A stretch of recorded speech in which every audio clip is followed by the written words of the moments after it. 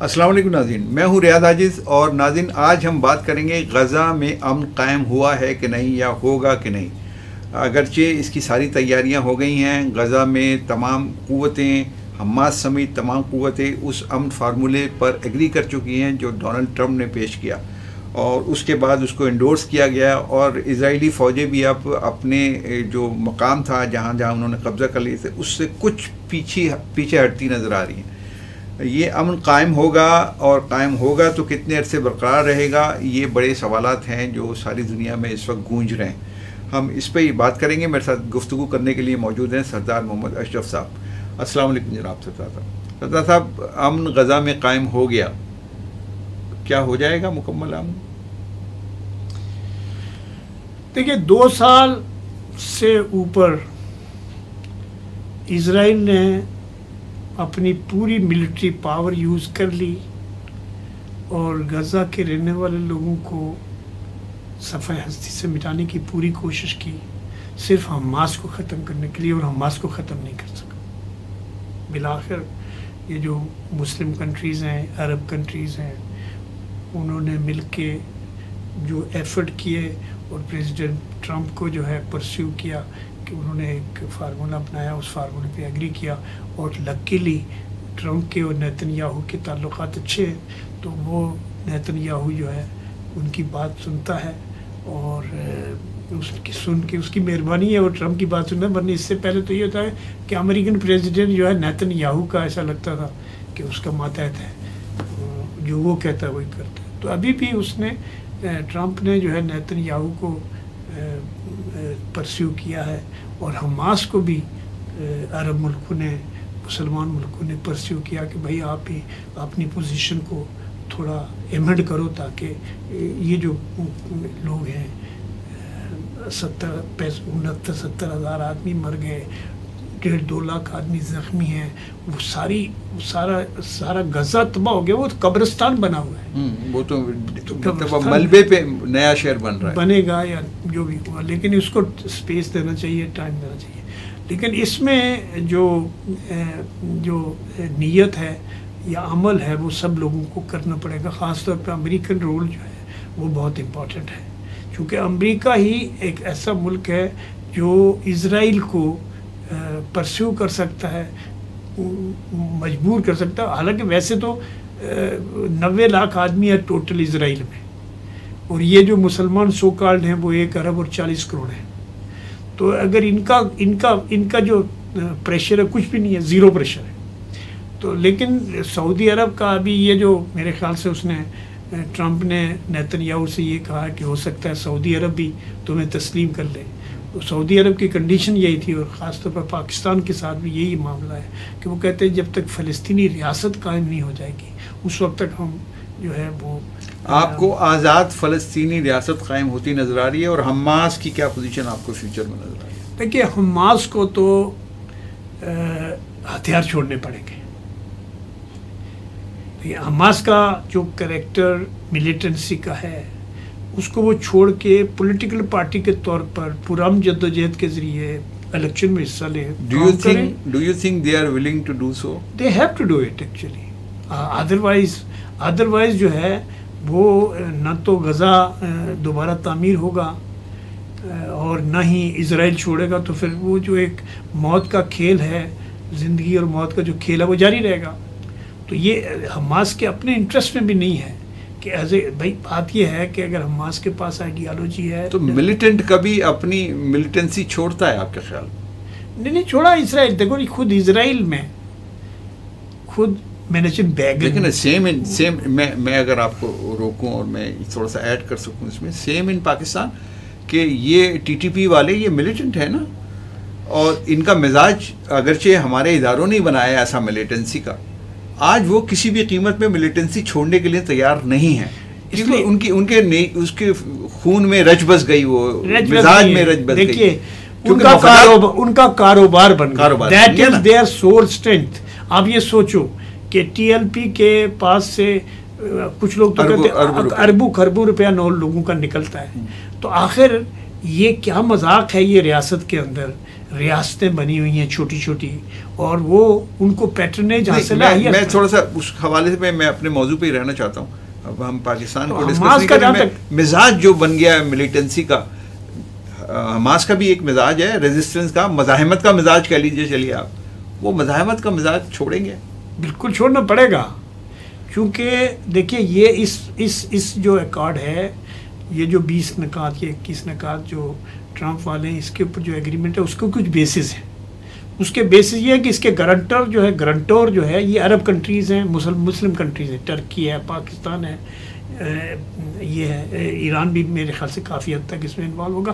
دیکھیے یہ ضروری ہے کہ آپ جو بھی پرامن راستہ نکلے اس کو نکالنا چاہیے. آپ کیسے، یعنی آپ سوچو کہ آپ نے 25 سے 30 لاکھ آدمی بے گھر کر دیے، بچے مر گئے، 18,000 19,000 قریب بچے جو ہیں بچے مر گئے، سمجھے، عورتیں مر گئیں، بوڑھے مر گئے، جینوسائیڈ ہوا. تو اس جینوسائیڈ سے آپ نے ابھی تک سیکھا نہیں، ابھی تک آپ کا دل نہیں بھرا کہ آپ فردر کہو گے کہ ہم ملیٹنسی کسی چیز کو فتح نہیں کرتی. یاد رکھیں آپ، تھوڑے بہت سسٹم کو ڈسٹرب کرتی ہے، لیکن یہ کبھی بھی جو ریگولر ریاست ہے اور ریاست کے مقابلے میں ملیٹنسی کی کوئی اہمیت نہیں ہے. اسی طرح سے ایران بھی اپنی پوزیشنز کو ریویو کرے گا، وہ بھی جو حزب اللہ ہے اس کو بھی، ایون یمن کو بھی.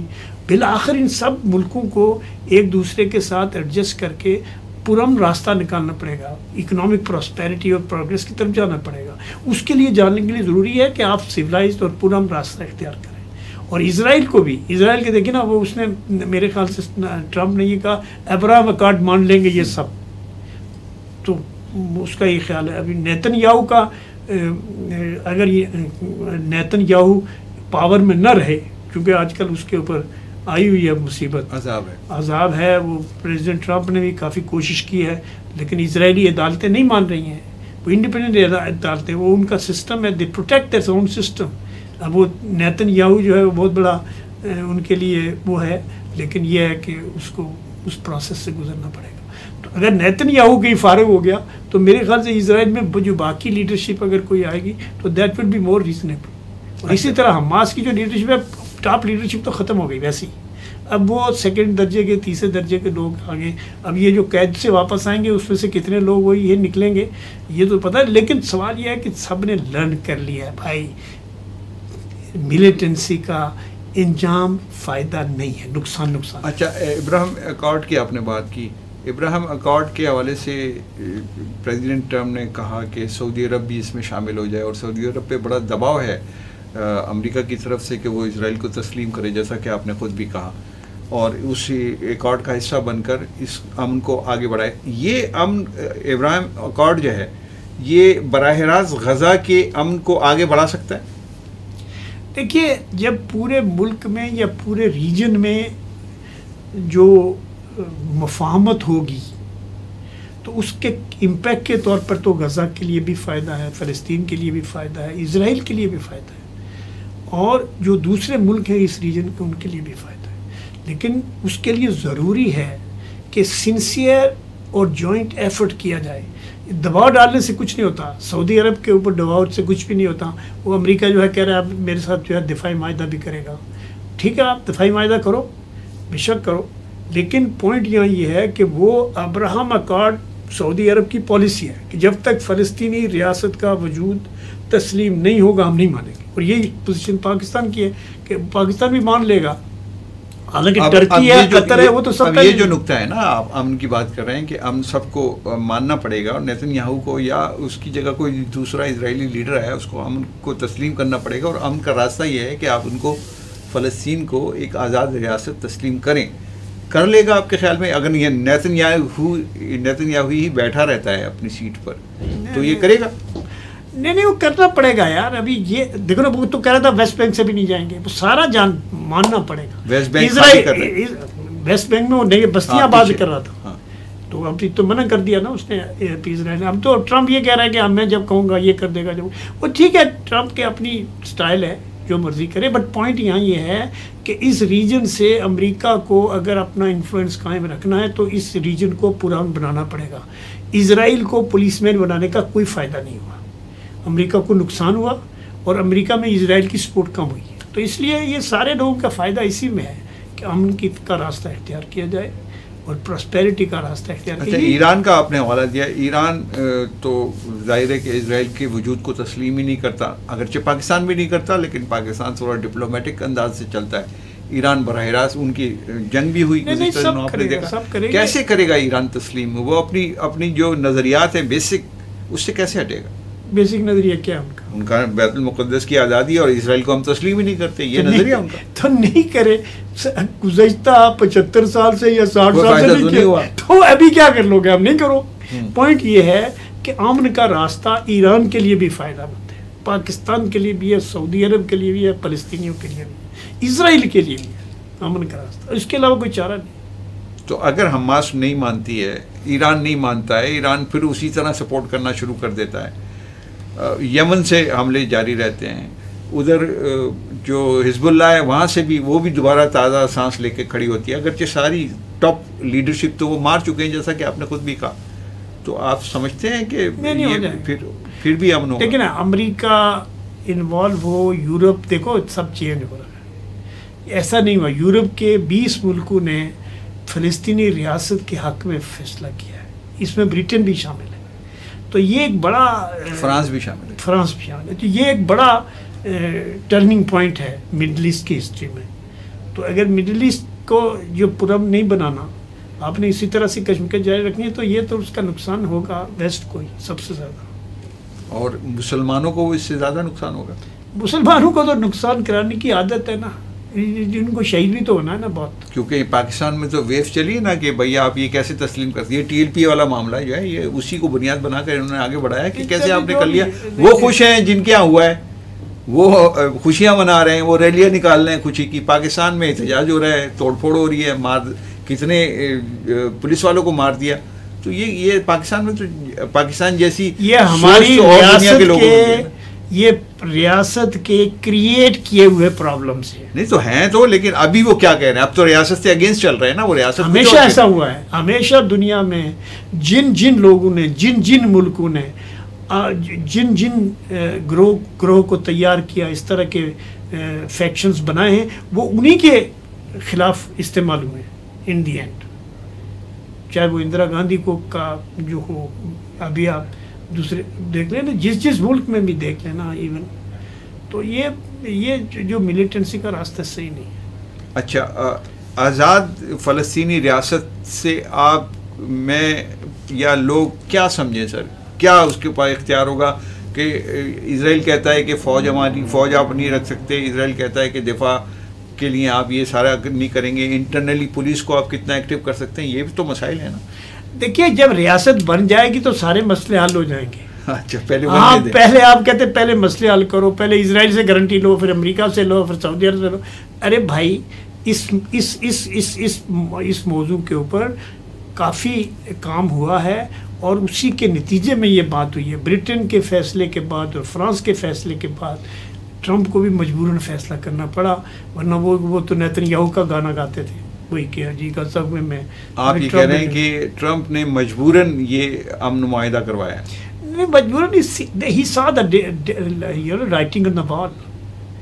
اگر نہیں کریں گے تو دیکھیے ابھی امریکہ اکیلا مالک نہیں ہے دنیا کا، ابھی چائنا بھی ہے، ابھی رشیا بھی ہے، ابھی جو ساؤتھ کے ریجنز ہیں وہ سب ملک کھڑے ہوں گے، افریقہ ہے، ایشیا ہے. یہ ایسا نہیں ہے کہ سب لوگ امریکہ کے غلام ہیں اور وہ سب جو امریکہ کہے گا وہی کریں گے، ایسا کچھ نہیں ہے. اب نہیں ہے ایسا، پہلے تو تھا.